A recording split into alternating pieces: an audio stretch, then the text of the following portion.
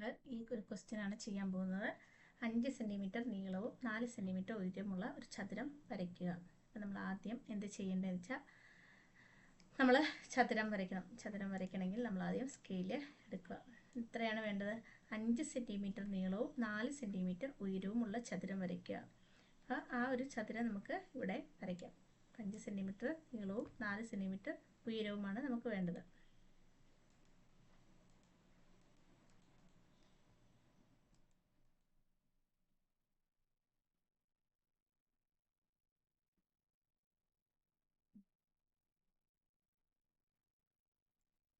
ഇവിടെ നമ്മൾ 5 സെൻറ്റിമീറ്റർ നീളമുള്ള 4 സെൻറ്റിമീറ്റർ ഉയരവുമുള്ള ചതുരമാണ് വരയ്ക്കുന്നത്. ഇനി 4 സെൻറ്റിമീറ്റർ സ്കെയിലിൽ ഇവിടെ 4 സെൻറ്റിമീറ്റർ എടുത്ത് മാർക്ക് വരയ്ക്കുന്നു.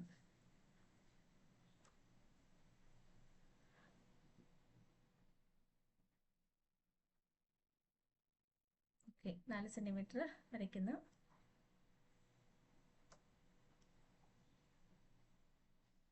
ഇനി അതേപോലെ തന്നെ എന്ത് ചെയ്യുന്നു, ഇവിടെയും ഇങ്ങനെയാണ് 5 സെൻറ്റിമീറ്റർ 4 സെൻറ്റിമീറ്റർ വരയ്ക്കുന്നത്. ആദ്യം എന്ത് ചെയ്യുക, ആദ്യം 5 സെൻറ്റിമീറ്റർ നേരെ സ്ട്രൈറ്റ് ലൈൻ വരയ്ക്കുക. എന്നിട്ട് ഇവിടെ നിന്ന് നേരെ പെർപെൻഡിക്കുലർ 4 സെൻറ്റിമീറ്റർ വരയ്ക്കുന്നു. അതേപോലെ തന്നെ ഈ സൈഡിൽ നിന്നും 4 സെൻറ്റിമീറ്റർ അതേപോലെ തന്നെ പെർപെൻഡിക്കുലർ ഉള്ളിലേക്ക് വരയ്ക്കുകയാണ് ചെയ്യുന്നത്.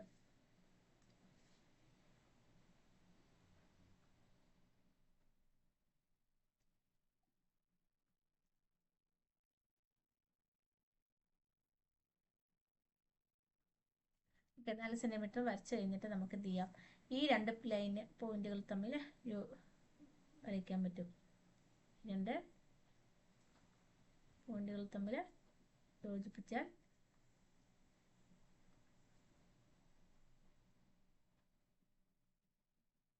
ഈ രണ്ട് പോയിന്റുകൾ നമുക്ക് ഇവിടെ ഇത് 5 സെൻറ്റിമീറ്റർ, ഇത് 4 സെൻറ്റിമീറ്റർ ഉയരമുള്ള ഒരു ചതുരവുമായി. ഇനി നമ്മളോട് ക്വസ്റ്റ്യൻ പറഞ്ഞേക്കുന്നത് 6 സെൻറ്റിമീറ്റർ വരുന്ന ഒരു ചതുരം വരയ്ക്കാനാണ് ഉത്തരം പറഞ്ഞത്. ഇപ്പം നമ്മൾ സമചതുരമാണ് ക്ലാസ്സിൽ വരച്ചത്. ഇപ്പം നമുക്ക് ചതുരം വരയ്ക്കുകയാണ് ആദ്യം ചെയ്യാൻ പറഞ്ഞിട്ടുണ്ട്. എന്ന് വെച്ചാൽ എന്താ, ഇതേ പരപ്പളവും വേണം, നീളം 6 സെൻറ്റിമീറ്റർ വേണം. അപ്പോൾ ഒരു സൈഡ് എന്ത് ചെയ്യണം, 6 സെൻറ്റിമീറ്റർ നമുക്ക് വേണം. നമ്മളിനി എന്താ ചെയ്യേണ്ടതെന്ന് വെച്ചാൽ ഇവിടുന്ന് 6 സെൻറ്റിമീറ്റർ നേരെ താഴേക്ക് വരയ്ക്കുക. എന്ന് വെച്ചാൽ ഇവിടുന്ന് ഈ ഒരു ലൈൻ തന്നെ ഈ 4 സെൻറ്റിമീറ്ററിൻ്റെ താഴേക്ക് 6 സെൻറ്റിമീറ്റർ വരയ്ക്കുക. ഇന്ന് 6 സെൻറ്റിമീറ്റർ ഡയറക്റ്റായിട്ട് താഴോട്ട് വരയ്ക്കുക. ഇനി നമ്മൾ വേറൊരു കാര്യം കൂടെ ഇവിടെ ചെയ്യുന്നുണ്ട്. അതായത് ഈ ഒരു സ്കെയിൽ ഉപയോഗിച്ച് തന്നെ ഇരിക്കട്ടെ,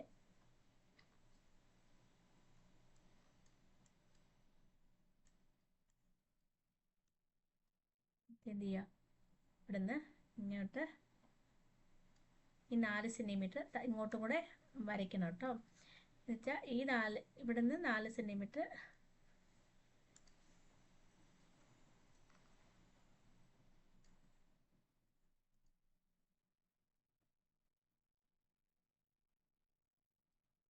വരയ്ക്കുക.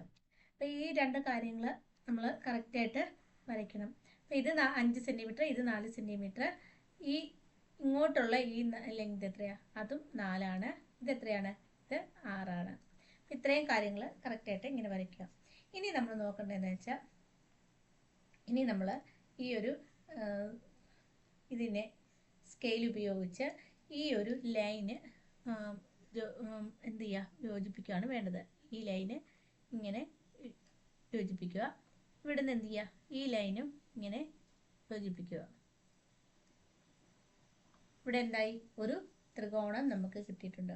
ഇനി എന്താണ് നോക്കേണ്ടത് വെച്ചാൽ ഈ ത്രികോണത്തിനെ ചുറ്റും ഒരു പരിവൃത്തം വരയ്ക്കുകയാണ് വേണ്ടത്. ത്രികോണത്തിൻ്റെ ചുറ്റും ഒരു പരിവൃത്തമാണ് വരയ്ക്കേണ്ടത്. ഇപ്പം ത്രികോണത്തിൻ്റെ പരിവൃത്തം എങ്ങനെ വരയ്ക്കുന്നത്, നമ്മൾ ഇതിൻ്റെ ഈ ഒരു രണ്ട് ലൈനിൻ്റെ ഈ ഒരു ലൈനിൻ്റെയും ഈ ഒരു ലൈനിൻ്റെയും ലംബസമവാചി വരയ്ക്കുന്നു. ലംബസമവാചി എന്താ, പകുതിയിൽ കൂടുതൽ ആരമെടുത്ത് വരച്ച് ഇതൊരു ലംബസമവാചി ഇങ്ങനെ നേരെ വരയ്ക്കുക. ഇവിടത്തെയും ലംബസമവാചി വരയ്ക്കുക. ഓക്കെ, അപ്പം ലംബസമവാചി നമുക്ക് ആദ്യം വരയ്ക്കാം. ലംബ സമവാക്യം എന്ത് ചെയ്യണം? ഈ ഒരു പോയിന്റിൽ യോജിപ്പിക്കുക. എന്നിട്ട് പകുതിയിൽ കൂടുതൽ എടുത്തിട്ട്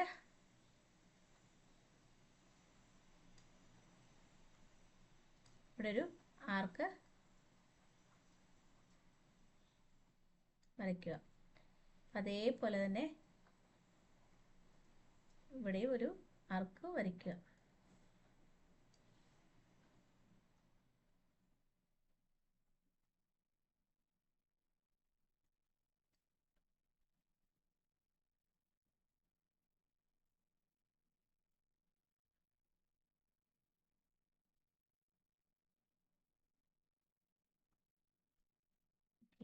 അതേപോലെ തന്നെ ഈ കോമ്പസ് എടുത്തിട്ട് ഇവിടെ വെച്ചിട്ട് ഇവിടുന്ന് ആർക്ക് വരയ്ക്കുക. ഇതിനെ യോജിപ്പിക്കുക. ഇതുപോലെ ആർക്ക് വരച്ചിട്ട് എന്ത് ചെയ്യുക? ഈ രണ്ട് ആർക്കിൻ്റെ ഈ രണ്ട് പോയിന്റുകൾ തമ്മിൽ യോജിപ്പിക്കുക. എന്ന പോയിന്റ് വരച്ചിട്ട് ഈ ഒരു ബിന്ദുവിൽ കൂടി പാസ് ചെയ്ത് പോകുന്നു. ഇതാണ് നമ്മുടെ ഈ ഒരു ഇതിൻ്റെ ലംബസമവാചി. ഇനി അതേപോലെ ഇതിൻ്റെ ലംബസമവാചി വരയ്ക്കുക.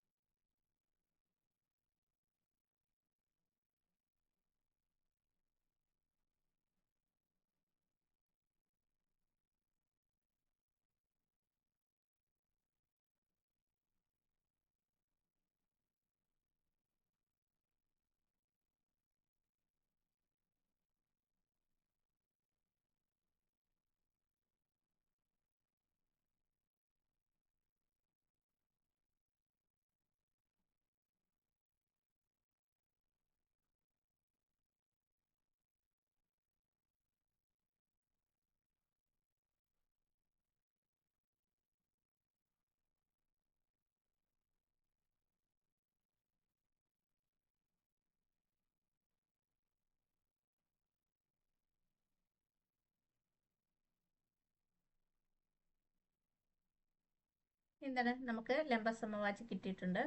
ലംബസമവാചി രണ്ടും കൂടെ കൂട്ടിമുട്ടുന്ന ഒരു പോയിന്റ് കിട്ടിയിട്ടുണ്ട്. ആ പോയിന്റാണ് ഈ നടുക്കുള്ള ഈ ഒരു പോയിന്റ്. ഈ ഒരു പോയിന്റാണ് നമ്മുടെ രണ്ട് ഇതും കൂടെ ലംബസമവാചികൾ തമ്മിൽ കൂട്ടിമുട്ടിയ ഈ പോയിന്റ്. ആ പോയിന്റിൽ കോമ്പസ് വെക്കുക. വെച്ചിട്ട് നമ്മൾ എന്താ ചെയ്യേണ്ടതെന്ന് വെച്ചാൽ കോമ്പസ് വെച്ചിട്ട് കോമ്പസിൻ്റെ അറ്റം പെൻസിൽ എവിടെ വരണ്ടേ? ഈ ഒരു പോയിന്റ്, ഇതിൽ ഏതെങ്കിലും പോയിന്റുകൾ എടുക്കുക. ഏതെങ്കിലും ഇഷ്ടമുള്ള എടുക്കാം. ഏതാണെന്ന് വെച്ചാൽ ഈ ത്രികോണത്തിൻ്റെ പോയിന്റിൽ ഇവിടെയോ ഇവിടെയോ ഇവിടെയോ ഏതെങ്കിലും ഒരു പോയിന്റിലേക്ക് കോമ്പസ് ഫോക്കസ് ചെയ്യുക. ഞാൻ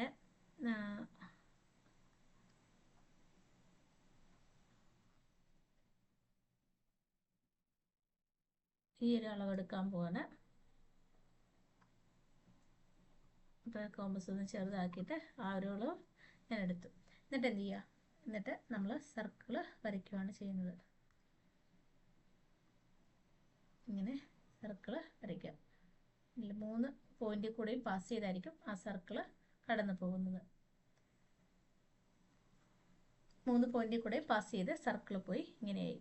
ഇനി നമ്മൾ വേണ്ടത് നമുക്ക് ചെയ്യേണ്ട കാര്യം എന്ന് വെച്ചാൽ ഇവിടുന്ന് ഇതാണ് 6 സെൻറ്റിമീറ്റർ. ഓക്കെ, 6 സെൻറ്റിമീറ്റർ ഹൈറ്റ് ഇത് വേണം. ഇനി നമുക്ക് വേണ്ട എവിടെയാണെന്ന് വെച്ചാൽ ഈ കോമ്പസ് എടുത്തിട്ട് ഈ ഒരു നീളമില്ലേ, ഈ ഇവിടം തൊട്ട് ഇവിടം വരെ ഈ സർക്കിളിൽ വന്ന് മുട്ടുന്ന ആ ഒരു ലെങ്ത്, ഈ ഒരു ലെങ്ത് ഇവിടം തൊട്ട് ഈ ഒരു ലെങ്താണ് നമുക്ക് കോമ്പസിൽ കുത്തി മാർക്ക് എടുക്കണം. എന്ത് ചെയ്യണം? കോമ്പസിൽ മാർക്ക് ചെയ്യണം. അപ്പോൾ കോമ്പസ് എന്ത് ചെയ്യണം? ഈ ചുവട്ടിൽ ഇവിടെ കൊണ്ടുവയ്ക്കുക.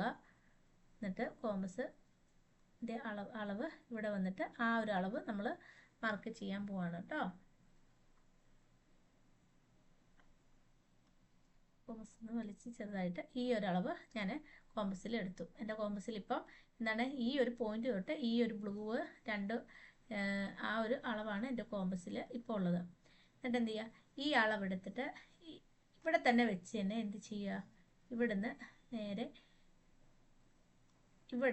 അവിടെ തന്നെ വെച്ചിട്ട് ആ അളവ് തന്നെ ഈ ഒരു വരയിൽ ക്രോസ് ചെയ്ത് വരയ്ക്കുക, ചാപം വരയ്ക്കുക. കണ്ടോ, ഈ ഒരു വരയിൽ മുട്ടിയിട്ടുണ്ട്, ഇവിടെയാണ് മുട്ടിയേക്കുന്നത്.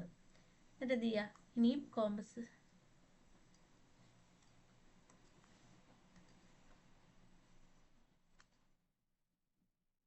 പിന്നെ എന്ത് ചെയ്യുക, നമ്മുടെ കോമ്പസ് എടുത്തുകൊണ്ട് വന്നിട്ട് എന്ത് ചെയ്യുക, ഈ ഇവിടെയും വെക്കുക, ഇവിടെയും വെച്ചിട്ട് ആ സെയിം അളവ് എന്ത് ചെയ്യുക, അളവ് മാറ്റാതെ തന്നെ ഇവിടെയും എന്ത് ചെയ്യുക, ഒരു ആർക്ക് വരയ്ക്കുക.